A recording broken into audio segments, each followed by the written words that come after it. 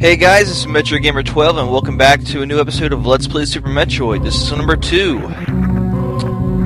In this one we're going to keep on going through this little shaft here and murdering space pirates mercilessly. We're not going to bother to question them, see if they were forced into this, see if they're really evil. No, just kill them. It's all good.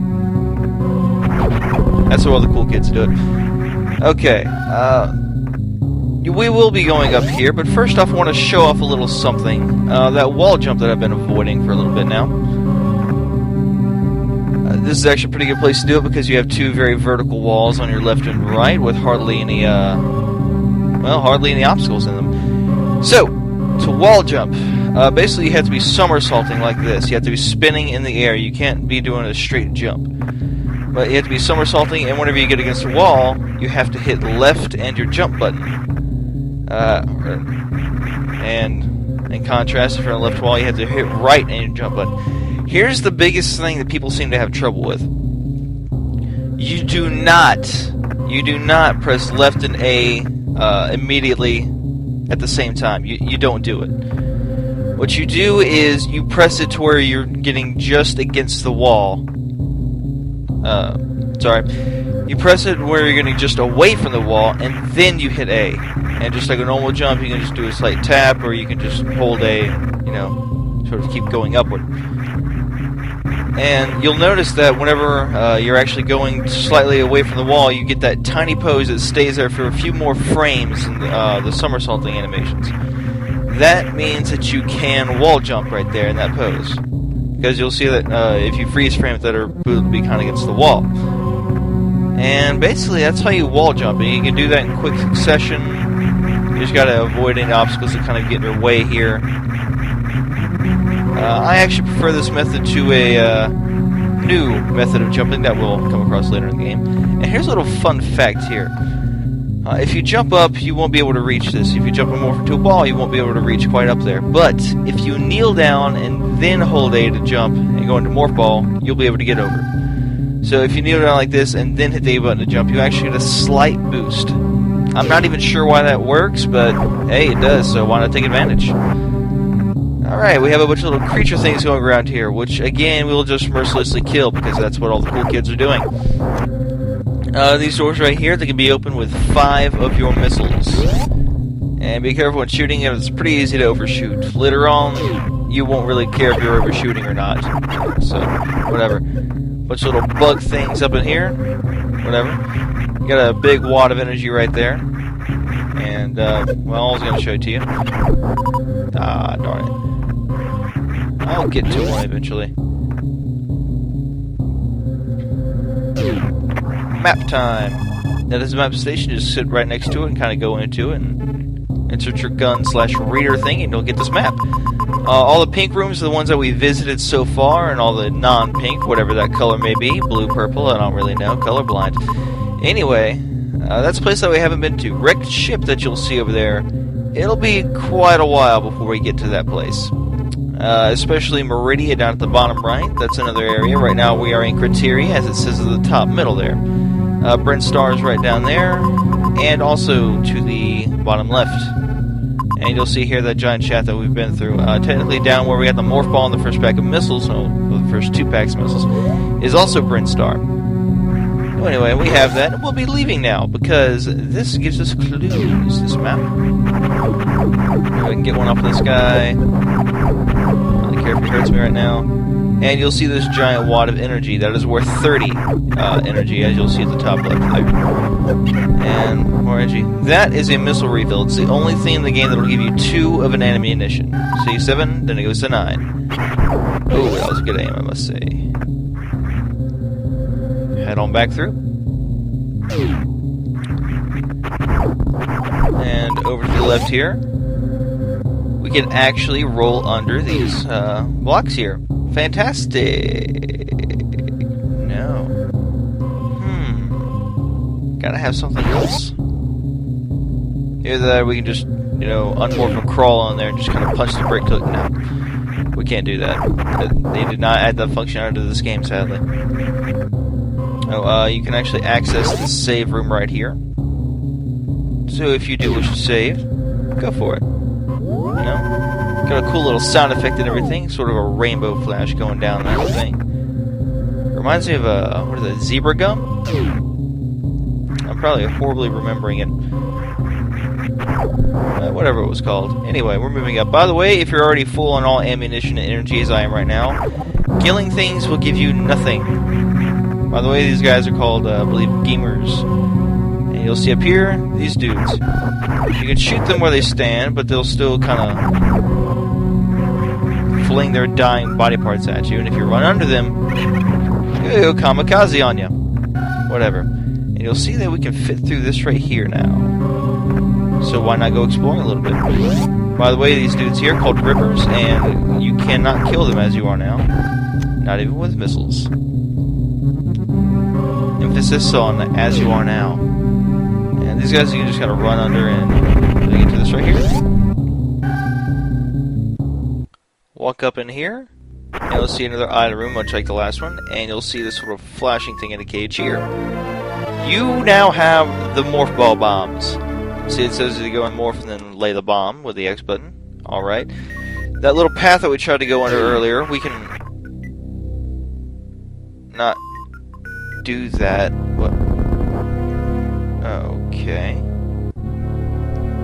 Not friendly, not friendly, not friendly, not friendly. This guy will be the first sort of boss of the game. He's actually sort of a mini-boss. But whenever you're fighting, you want to aim for that little chest chamber, which I've already exploded here. And whenever you're shooting things out from above, you can shoot those for missiles and energy. Now this guy, he didn't have much of a chance to do anything. I kind of just reactively disposed of him. But yeah, you'll see that his head kind of exploded off at the end there. If you do that, then he'll just start walking around wildly thrashing at you, which is not very cool. He can also do sort of a super jump back across the room, in which that'll mean that he's about to launch some more lava ball thingies from his mouth. And that's some more ammunition and health he can get.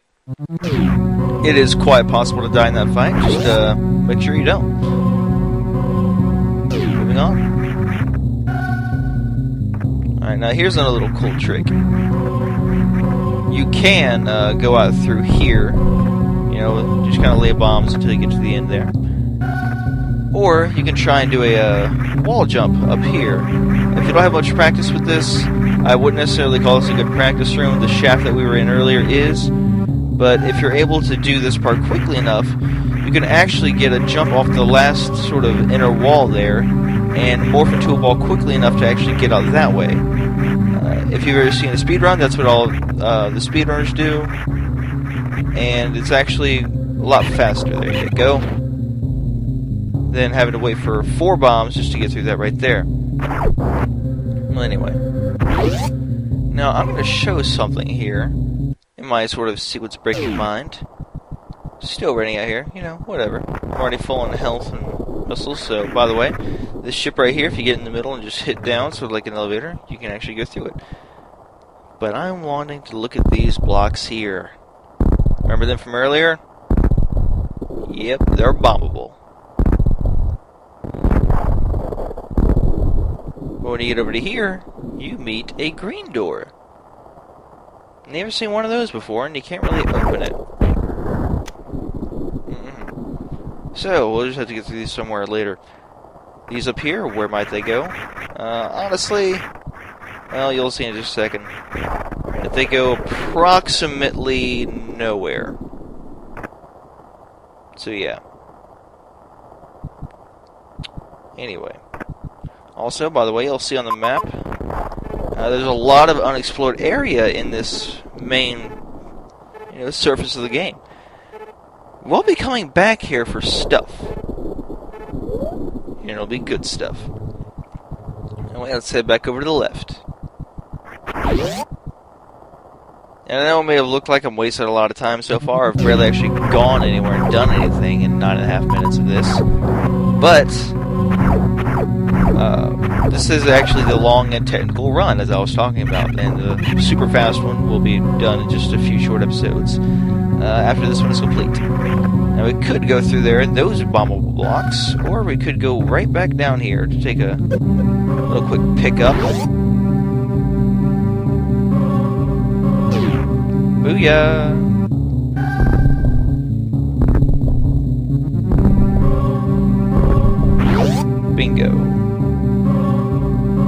get more missiles. Luckily, this one does not attack us. It's very nice.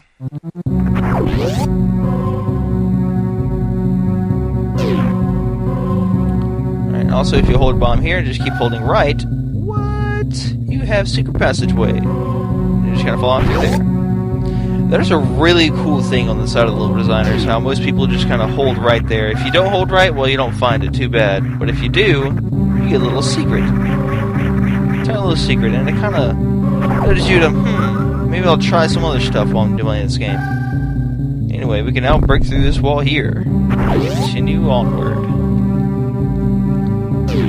This room, you just kind of run through it. There's going to be a couple flying dudes called waivers, a few gamers.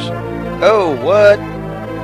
You don't even know what an energy tank is yet, and you just freaking ran into one right there.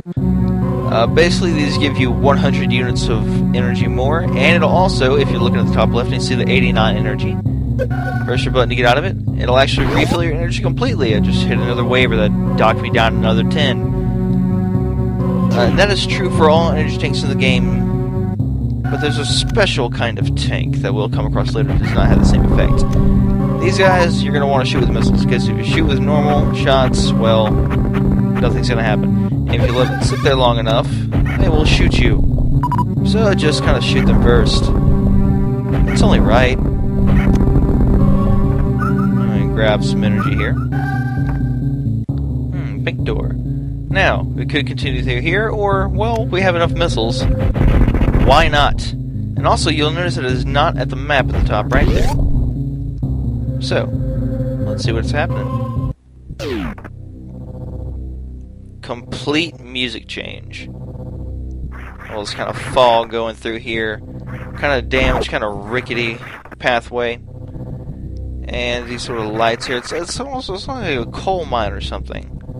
But anyway. Kind of run through here and mosey on. And find this beauty. This would be the golden boss statue thing. It doesn't really have a specific name, but you'll see one guy that looks sort of familiar, probably. Called right there, top middle.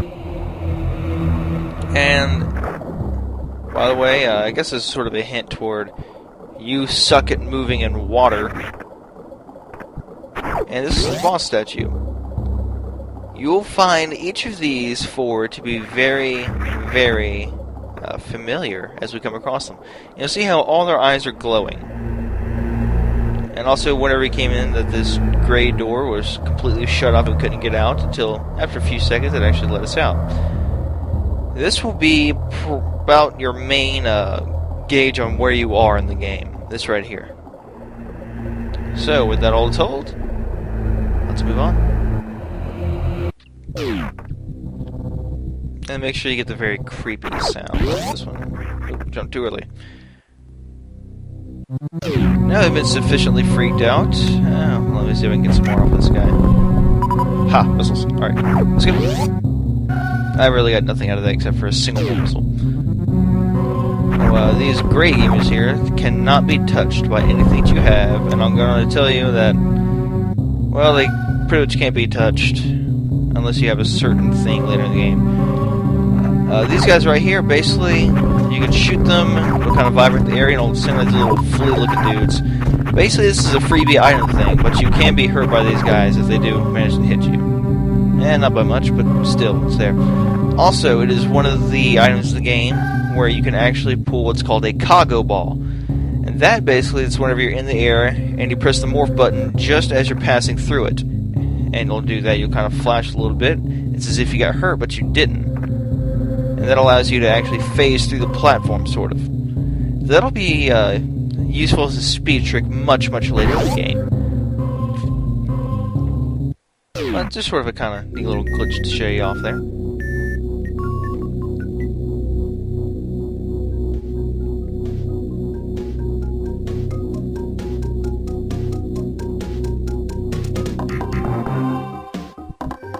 And there you hear the Brinstar music.